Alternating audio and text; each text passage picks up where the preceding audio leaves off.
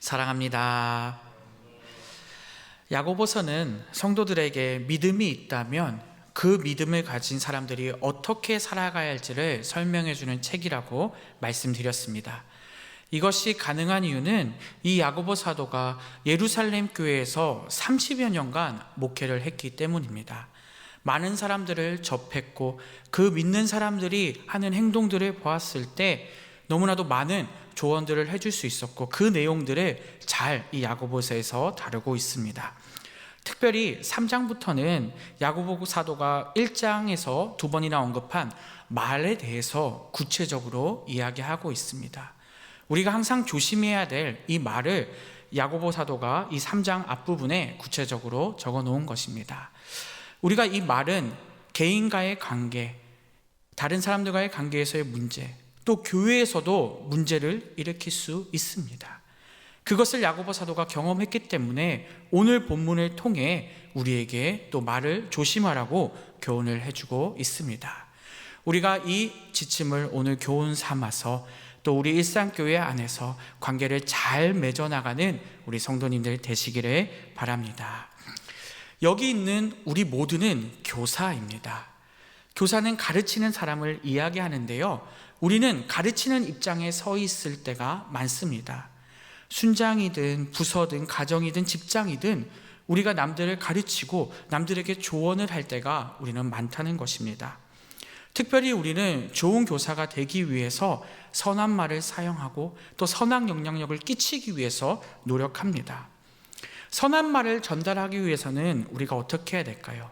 우리의 인격이 좋은 인격이 되어야 합니다. 그렇기 때문에 말을 한마디 내뱉을 때도 많은 생각을 하고 또 선한 말을 할 것입니다. 그 선한 교사가 되기 위해서 1절에 오늘 야고보 사도가 중요한 선생의 태도를 이야기하고 있습니다. 제가 읽겠습니다. 내 형제들아, 너희는 선생된 우리가 더 큰 심판을 받을 줄 알고 선생이 많이 되지 말라. 이 말씀은 무조건 선생이 되지 말라는 의미가 절대 아닙니다. 선생으로서 우리가 살아가면서 가르치는 입장에서 지켜야 할 것들이 있다는 것입니다.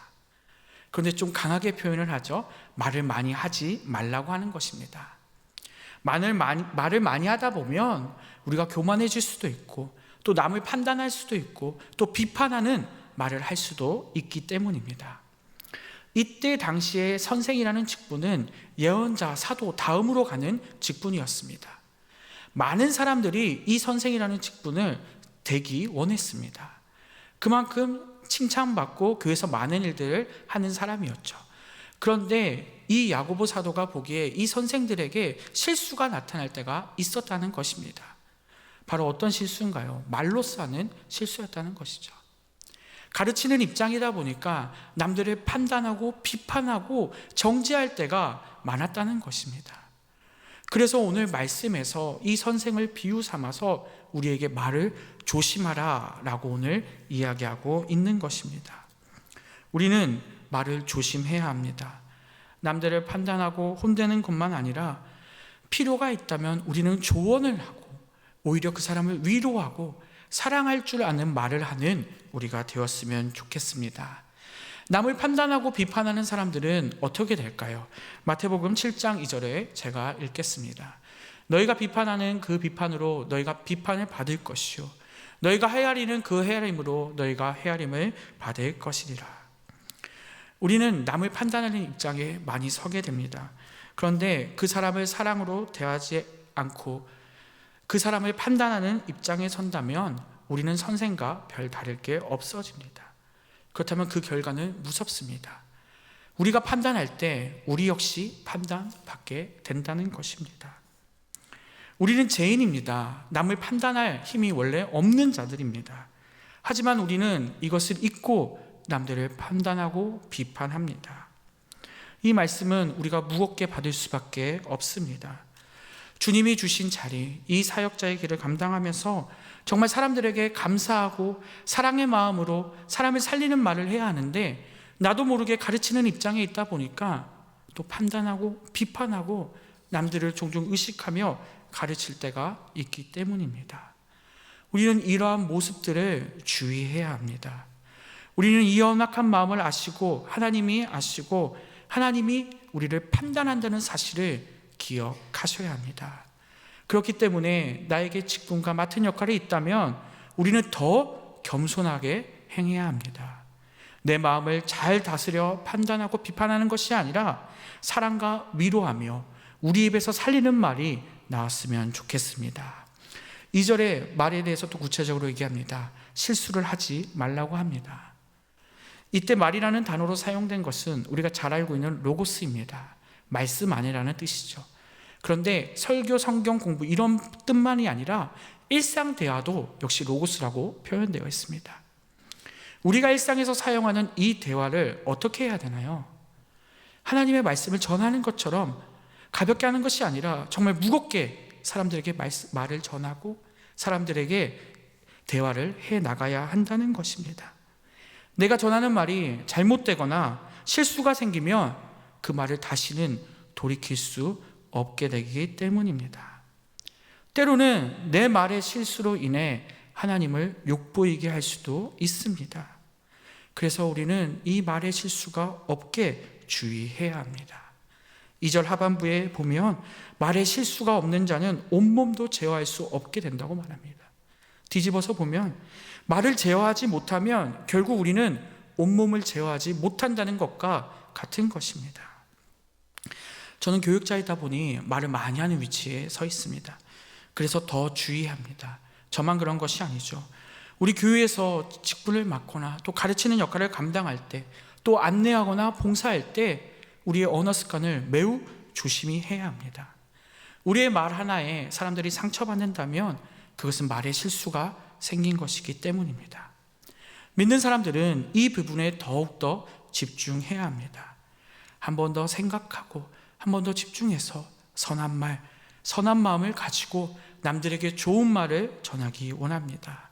그러지 못하면 오늘 본문처럼 말에 실수가 생기게 될 것입니다. 결국 이 선한 말을 하기 위해서는 우리의 마음이 먼저 준비되어야 합니다. 사랑의 말을 할 수 있는 사람은 사랑을 가지고 있는 마음이 있어야 합니다. 자신의 마음을 제어하고 다스리는 사람은 자신의 인격, 행동, 선택 등을 제어할 수 있습니다. 그리고 그런 사람이 2절에 온 몸을 제어할 수 있는 사람이 되는 것입니다. 그러한 사람들이 얻는 기쁨이 무엇인가요? 다른 사람들이 내 말로 실족하지 않게 되는 것입니다. 이것이 중요하지 않다고 생각하지 않으시죠? 너무나도 중요한 것입니다. 우리의 말 실수로 인해 다른 사람이 실족하게 된다면 하나님이 기뻐하시지 않습니다. 관계가 깨지고 공동체가 무너질 수 있기 때문입니다. 그렇기 때문에 우리 말을 하기 전에 한 번 더 생각하고 이 말이 정말 진실인지 거짓인지 구분하며 말을 해야 한다는 것입니다. 또 우리는 실수를 합니다. 사람이 급하다 보면 나도 모르게 거짓말을 할 때가 있습니다. 그 순간도 우리가 거짓말을 하게 되었다면 캐치해서 사과하고 양해를 구해야 합니다. 우리는 위급하거나 그 순간을 벗어날 때 거짓말을 할 때가 있습니다. 그런 말 실수 또한 조심해야 한다는 것입니다. 내 말이 다른 사람에게 덕이 되는지 해가 되는지 생각하고 말을 해야 한다는 것입니다. 그러한 때 우리는 말을 실수를 줄여갈 수 있을 것입니다. 이것을 해결하기 위해 오늘 앞에서 말한 1장 26절을 우리가 다시 한번 살펴보겠습니다. 야고보서 1장 26절 제가 읽겠습니다. 누구든지 스스로 경건하다 생각하며 자기 혀를 재갈 물리지 아니하고 자기 마음을 속이면 이 사람의 경건은 헛것이라. 우리는 내 혀를 재갈 물리지 않고서는 실수할 수 있습니다. 혀에 재갈을 물려야 된다는 것이죠. 그리고 이 재갈을 물리지 않으면 나도 속게 됩니다. 그렇게 우리는 혀에 재갈을 물리는 연습을 해 나가야 합니다. 어린 시절부터 저는 말이 참 많았습니다. 말을 참 하는 것을 좋아했고 남들을 기쁘게 하기 위해서 장난도 많이 치고 또 남들에게 웃음을 주기 위해서 많이 노력했던 것 같습니다. 그런데 어느 날 군대에서 이제 보급이 나오는 책이 있었습니다. 베스트셀러인데요. 경청이라는 책을 읽게 되었습니다. 이 책을 읽으면서 제가 참 많이 깨지게 되었습니다. 저는 대화를 할 때 제가 남들을 기쁘게 하고 웃기게만 하면 되는 줄 알았습니다. 그러면 사람들이 좋아하는 줄 알았습니다. 그런데 그 책을 보니 그것이 아니었습니다. 정작 중요한 것은 내가 그 사람이 무엇을 필요한지 잘 듣고 그 사람을 위로하고 건면하는 것이 중요하다는 것을 그 책의 내용을 통해 알게 되었기 때문입니다. 그리고 그 책에 나온 내용들을 조금씩 실천하다 보니까 저도 말을 조심하게 되고 말을 줄이게 되더라고요. 우리는 이러한 행동도 연습이 필요합니다. 경청을 하는 순간 내가 정말 집중해서 경청하니 말이 자연스럽게 줄어들게 되고 또 사람과의 관계 또한 좋아지게 되었기 때문입니다. 말하는 순간을 조금 더 줄이고 남의 이야기를 듣고 오히려 말보다 행동으로 보여주는 우리가 되었으면 좋겠습니다. 그러한 때 우리는 말의 실수를 줄여가게 될 것입니다. 우리가 법정을 살펴보면 드라마를 많이 보는데요, 법정 드라마에 보면 말 한마디의 실수로 인해서 형량이 늘어나는 것을 많이 보게 됩니다. 말로써 책임을 지게 되는 것이죠. 이것을 우리가 하나님 앞에 선다고 한번 생각을 해볼까요? 우리가 하나님 앞에 선다면 우리는 말실수를 하지 않을 것입니다. 너무나도 두렵고 무서운 자리이기 때문입니다. 하지만 우리는 매 순간 그것을 잊고 삽니다. 내가 정말 하나님 앞에 서 있다면 말실수를 하지 않을 텐데 그것을 잊고 그냥 내 자랑, 내가 하고 싶은 말, 내 중심적으로 말을 할 때가 많다는 것입니다. 이 말씀을 드리는 이유는 우리가 더욱더 고민하고 신중히 말을 뱉어야 된다는 것입니다. 그래서 우리는 언어 생활을 점검해야 합니다. 말하고 싶은 대로, 감정이 드는 대로 말을 하는 것이 아니라 정말 우리가 신중히 생각하며 하나님이 기뻐하시는 말을 사용했으면 좋겠습니다. 그래서 오늘 본문 7절 8절에 우리는 나오는 것처럼 혀를 길들일 줄 알아야 합니다. 이 혀를 길들이다, 이 길들이다는 표현은 이 성경책에 3번 단어가 사용됩니다. 마태복음 5장과 이 야고보서 3장에 2번이 사용되는데요, 이 마가복음입니다. 마가복음에는 제어한다는 뜻으로 쓰여져 있습니다. 결국 길들인다는 것은 제어하는 것입니다. 우리는 이 혀를 제어해야 한다는 것입니다. 짐승을 길들일 때 어떻게 길들입니까? 훈련시킵니다. 그 훈련을 시키면 그 짐승이 훈련에 따르고 결국 그 말을 듣게 됩니다. 이건 역시 제어와 똑같습니다. 우리가 제어하는 연습을 한다면 내 말을 다스릴 수 있고 그 말을 제어하면서 올바르게 사용할 수 있게 된다는 것입니다. 그렇다면 혀를 제어한다는 것이 무엇일까요? 그 말에 책임을 진다는 것입니다. 의식하며 말할 수 있는 사람이 책임질 수 있는 말을 하게 되는 것입니다. 깊이 생각하고 주의 깊게 말한다면 우리는 말로 사람에게 상처 주지 않고 말로 문제를 일으키지 않게 될 것입니다. 물론 이것이 쉽지 않습니다. 하지만 이것이 너무나도 중요하기에 우리는 그 순간순간 말을 주의하고 신중하게 해야 합니다. 우리가 스스로 우리의 혀를 스스로 제어한다면 실수도 줄 것이고 거짓말도 하지 않게 될 것이고 온전한 사람으로 더욱 서게 될 것입니다. 마음을 다스려서 혀를 제어하는 삶을 살아갈 때 또 하나님이 우리를 기뻐 여기실 것입니다. 오늘 본문 마지막 부분인데요, 또 우리가 말에 대해 실수하는 부분을 또 하나님이 야고보 사도가 말하고 있습니다. 입으로 때로는 찬송을 하고 때로는 저주를 하면서 한 샘에서 단물과 쓴물이 내는 것 같다고 말을 하고 있습니다. 그 부분을 같이 읽어보겠습니다. 제가 읽겠습니다. 11절 12절입니다. 샘이 한 구멍으로 어찌 단물과 쓴물을 내겠느냐. 한 우물에서 단물과 쓴물이 동시에 나오지 않습니다. 쓴물이든 단물이든 쓴물 또는 단물만 내게 된다는 것입니다. 내 형제들아, 어찌 무화과 나무가 감람열매를 포도나무가 무화과를 맺겠느냐. 이와 같이 짠물이 단물을 내지 못하느니라. 이 나무들에서 열매를 맺을 수 없다고 이야기하는 것입니다. 우리에게 필요한 열매지만 그 나무에서는 그 열매만 자라게 되기 때문입니다. 그런데 우리는 살아가면서 말의 실수를 이렇게 할 때가 있습니다. 살리는 말도 하는데요, 저주의 말, 죽이는 말도 하고 있다는 것입니다. 같이 나와서는 안 되는 말인데 그 말이 같이 나온다는 것이죠. 좋은 말, 바른 말 하는 것까지 좋은데 어느 순간 판단하고 비판하고 있는 모습이 우리에게 나타난다는 것입니다. 우리는 한쪽으로만 했으면 좋겠습니다.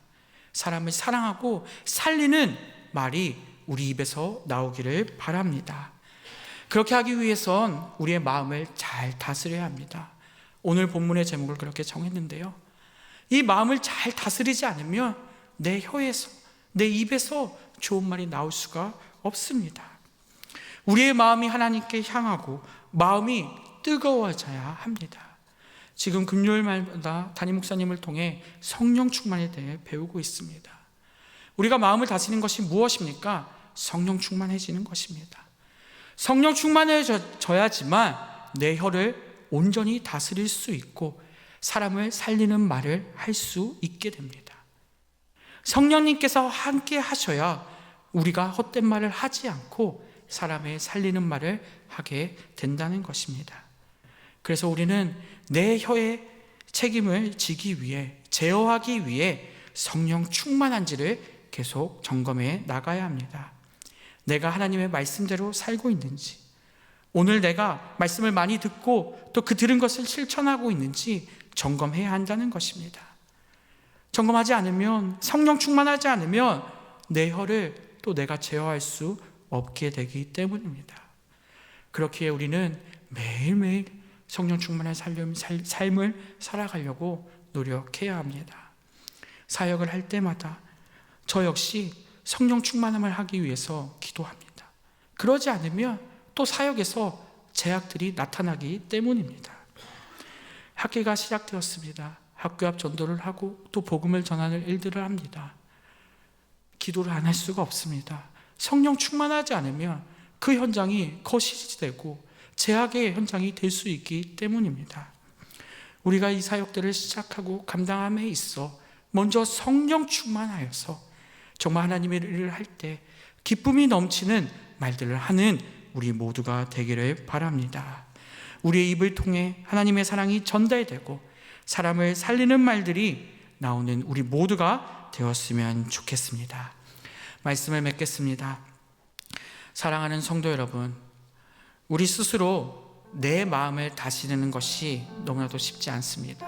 노력해야 합니다. 성령 충만해야 합니다. 매일매일의 삶을 주님 앞에 드리지 않으면 내 혀는 제어할 수가 없습니다. 그렇기에 우리는 간절히 기도하기만 합니다. 성령 충만함을 매일 지속할 수 있게 해달라고. 그러한 때 우리의 마음이 하나님께 향하고 우리의 말이 제어되고 책임질 수 있는 말을 뱉을 수 있기 때문입니다. 그리고 우리의 혀를 성령 하나님이 다스릴 줄 믿습니다. 그렇게 살아갈 때 내 입에서 남을 저주하고 비판하고 판단하는 말이 아니라 정말 사랑의 말, 위로의 말, 살리는 말이 나오게 될 줄을 믿습니다. 하나님의 사람은 말을 다스릴 줄 아는 사람임을 믿으시고 온전히 복된 말, 살리는 말을 하는 우리 일상교회 성도님들 되시기를 소망합니다.